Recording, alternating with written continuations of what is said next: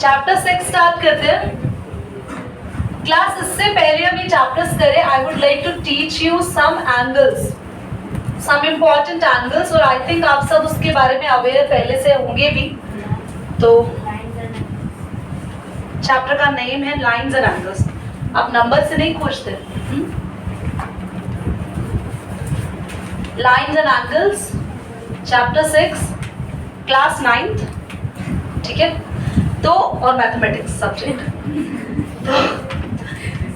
Angle सीखने वाले हैं कुछ। हम स्पेशल वो एंगल सीखेंगे जो पैरेलल लाइंस के बीच में बनते हैं। पैरेलल लाइंस में एंगल्स आप लोगों ने सुना होगा बच्चों, कॉरेस्पॉन्डिंग एंगल्स सुना है, उसी को एडजेसेंट भी बोलते हैं, और ऑल्टरनेट एंगल्स ये भी सुना है। कोइंटीरियर को बोलते हैं एडजेसेंट। और आपके पास external alternate angle, interior alternate angles, ये सारे थे। लीनियर पेयर्स, याद आ रहा है कुछ कुछ? इन एंगल्स को हम लोग पढ़ेंगे डिटेल में। तो वरुण, ये लाइंस कैसी है बेटा जो ड्रॉ करी है? किस टाइप की लाइंस है जो ड्रॉ करी है? बोलिए रियांश। पैरेलल लाइंस, ठीक है। बच्चा कह रहे पीछे से अच्छी है lines. So these are parallel lines. Parallel lines को एक लाइन जो ऐसे क्रॉस करती है, कट करती है डायगोनली, इस लाइन को बोलते हैं बच्चे ट्रांसवर्सल। इसको बोलते हैं ट्रांसवर्सल, ठीक है। ट्रांसवर्सल क्या वो ऐसे कब करती है? कब करती नहीं है, कभी भी कर सकती है। Means a line which is going to slantly cross the two parallel lines, वो ट्रांसवर्सल होती है। और अगर ये ट्रांसवर्सल है तभी आप बाकी के सारे एंगल्स पढ़ पाओगे, वरना पैरेलल लाइन से तो कोई एंगल्स बनेंगे नहीं। तो ट्रांसवर्सल हमने इसलिए बनाया ताकि मैं आपको डिफरेंट टाइप्स के एंगल सिखा सकूं, ठीक है। अब हम सबसे पहले एंगल्स जो सीखने वाले हैं, these are the linear pairs. So हम नेम दे देते हैं यहाँ पे A, O, B और D, E, C। क्लास ये जो एंगल आपको दिखा रहा है 1, यहाँ पे 1, 2, 3 and 4। एंगल 1 का लीनियर पेयर कौन होगा? यहाँ पे हैंड रेज करें, कोई बता सकता है? 1 का लीनियर पेयर, लाइन बता दो। ये लाइन ले रहे हैं, AOB लाइन है। इस लाइन पे 1 का लीनियर पेयर कृष्णा AOL, ठीक है। आप नाम देके बता रहे, मैंने नंबर जान के मेंशन किया था कि इजीली बोलो 2। अब बाकी बच्चे सीखो। एक ही लाइन पर बनने वाले इस तरीके से दो एंगल्स जो एक लाइन पे बन रहे हो, उन्हें हम लीनियर पेयर्स कहते हैं। दो भी एंगल हो सकते हैं, और अगर मैं यहाँ पे ध्यान से देखूं तो आप कितने एंगल्स हो गए बोलो? 3। तो ये भी लीनियर एंगल्स हो गए। हाँ जी डालें। तो बेसिकली एक ही स्ट्रेट लाइन पे बनने वाले जितने भी एंगल्स हैं उन्हें लीनियर पेयर कहते हैं।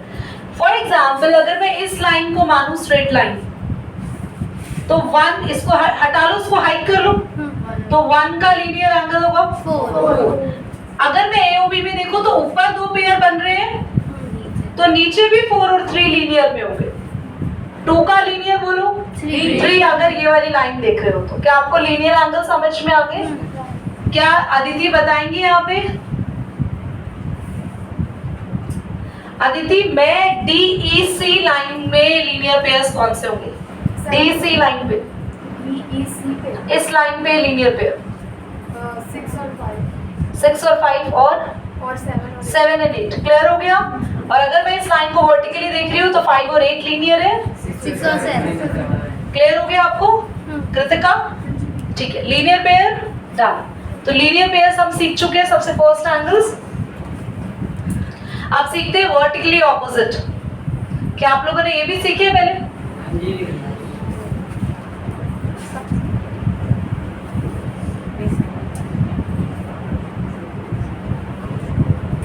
जब लाइन जैसे क्रॉस बना रही हूं, कहीं पर भी लाइन जैसे क्रॉस बना रही हूं, जैसे वो कंकाल में 2 हड्डियां लेके ऐसे क्रॉस बनाते हैं ना डरावनी चीजों में, डेंजर साइड के साथ, याद रखना। जब भी ऐसे कहीं क्रॉस बन रहा हो, उस केसेस में हम हमेशा क्रॉस अपोजिट एंगल्स को देखें। 2 का क्रॉस अपोजिट होगा 1 का क्रॉस अपोजिट 3। कितना मजा आता है ना तुम्हें ऐसे छोटे छोटे काम करने में। ऐसे ही क्वेश्चन आ जाए तुम्हारे साथ, 2 का वर्टिकली ऑपोजिट एंगल लिखो, तुम टॉप करोगे है ना, बट ऐसे क्वेश्चन नहीं आएंगे चैप्टर में। तो यहाँ पर एंगल 2 का वर्टिकली ऑपोजिट 4 है, तो ये दोनों आपस में इक्वल होंगे, they are vertically opposite angle. Angle 1 का vertically opposite 3। Now I am going to ask from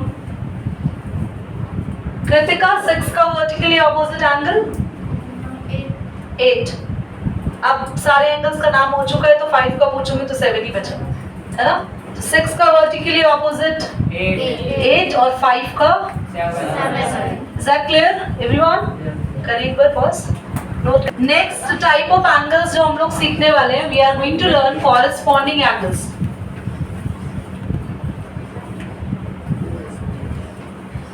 please ध्यान से देखेंगे बच्चों। ये एंगल 1 है जो इस पैरेलल लाइन के ऊपर है और ट्रांसवर्सल के राइट साइड पे। सेम यहां पर कौन सा एंगल है ऐसा, सेम पैरेलल लाइन के ऊपर ट्रांसवर्सल का राइट।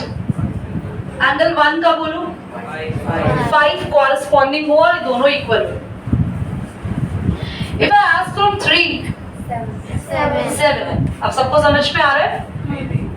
निशांत एंगल 2 का कॉरेस्पॉन्डिंग 6, राइट।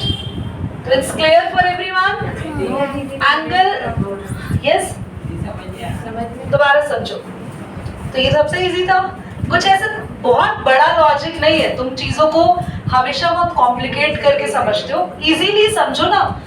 एग्जैक्टली जिस पोजीशन पे 2 है, नीचे सेम किस पोजीशन पर आपके पास 2 की सेम पोजीशन पे एंगल कहाँ दिख रहा है? 6 पे कॉरेस्पॉन्डिंग गिरा। 3 का कॉरेस्पॉन्डिंग पोजीशन कौन सा दिख रहा है? 7 दिख रहा है।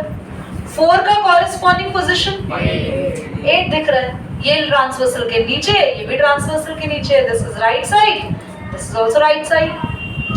6 का पूछ लिया, 7 5 का 1। समझ में आ गया? पोजीशन से चेक करेंगे हम लोग यहाँ पे कॉरेस्पॉन्डिंगली। कोई ऐसा जो मैंने यहाँ पे नहीं लिखा, 5 1 का, 3 का, 2 का, 4 का, 8। चलिए नोट करें, पॉज कर दीजिए। Alternate interior and alternate exterior angle को सीखते हैं। ध्यान देखेंगे सभी बच्चे, ध्यान से देखेंगे। तो यहाँ पर जो एंगल्स हम लोगों के एस फॉर्म बनाते हैं, एस, ध्यान से देखो, 4 एस बनाने के लिए यही बनाएंगे ना इसे। तो 4 के साथ क्रॉस में इस तरीके से देखना, नीचे कौन सा एंगल दिख रहा है आपको? 6, ऑल्टरनेट एंगल। 3 के साथ 5। और क्योंकि ये पैरेलल लाइन के अंदर है, तो इसे कहेंगे ऑल्टरनेट इंटीरियर एंगल्स। अब जरा बाहर देखना, 2 के साथ एक्सटर्नल कौन सा आएगा इस बनाने में? 8। क्यों ऐसे बनाओगे इस? नहीं, ये ऐसे बनाएंगे। 5 पे नहीं बन जाए? नहीं, जब आप बाहर वाला एंगल देख रहे हो, मतलब पैरेलल लाइन के बाहर देख रहे हो, तो नीचे भी आपको पैरेलल लाइन के बाहर ही देखना है। तो कौन सा आएगा इसका S forming angle? Another, this one is 1, तो ये आपके पास इसका एस फॉर्मिंग 7। समझ में आ रहा है? और अगर आप बाहर के एंगल्स देख रहे हैं तो अल्टरनेट एक्सटीरियर है। 1 का एक्सटीरियर अल्टरनेट एंगल कौन सा है बोलो? 1 equal to 7 and 2 equal to 8। और इंटीरियर में हम लोगों ने क्या देखा? 4 का अल्टरनेट एंगल 6 एंड 3 का 5।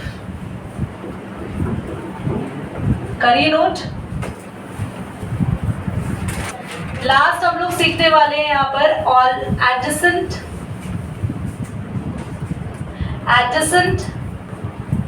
एंगल्स, जिनको हम लोग को इंटीरियर एंगल्स भी कहते हैं, को इंटीरियर एंगल्स भी कहते हैं। एंड क्लास इन एंगल्स की बात करते हैं, तो ये जो एंगल्स होते हैं जिनका सम होता है 180। स्टार्टिंग में मैंने लीनियर पेयर समझाया पर लिखवाया नहीं था, क्योंकि मुझे अब लिखवाना है इनके साथ। ध्यान से देखेंगे। एडजेसेंट एंगल्स कौन से होते हैं? Draw it once again over there. पहली बात, ये एंगल्स पैरेलल लाइंस के बीच में बनते हैं, यानी कि दीदी आप बाहर नहीं देखेंगे, नो, आपको दो पैरेलल लाइन के बीच में देखना। जैसे फॉर एग्जांपल मैंने ये पैरेललोग्राम बनाया, ये दो पैरेलल लाइन है, तो एक ये एंगल और एक ये एंगल जो वर्टिकल लाइन के टच में बन रहे हैं। तो 4 का एडजेसेंट कौन है? 5। 3 का सामने सामने। अगर क्रॉस देख लिया तो वो अल्टरनेट हो गया, बट अगर सीधा सीधा देखा, और एडजेसेंट एंगल इक्वल नहीं होते क्लास, ये एंगल इक्वल नहीं होते, बल्कि इन दोनों का सम 180 होता है। तो एंगल 4 प्लस 5 का सम और एंगल 3 प्लस एंगल 6 का सम 180। Any doubt? अब अगर हमने जो लीनियर पेयर्स पढ़े थे, जो मैंने सिखाए अभी आपको स्टार्टिंग में, उसको भी आपको बता देती हूँ। लीनियर पेयर्स ये भी इक्वल नहीं होते बच्चों, बल्कि इनका सम 180 होता है। एंगल 1 का लीनियर एंगल कौन था बताओ? एंगल 2 था। अगर मैं इसको देख रही हूँ स्ट्रेट लाइन, तो एंगल 1 और 2 इक्वल नहीं है, बल्कि इनका सम 180 होगा। टेल मी क्लास, अगर ये स्ट्रेट लाइन है तो एंगल 3 का linear pair angle 4 and the some is 180। ये आज आपका बेसिक पूरा हो गया, क्योंकि अभी आपका टेस्ट है। So I am going to end the class in recording.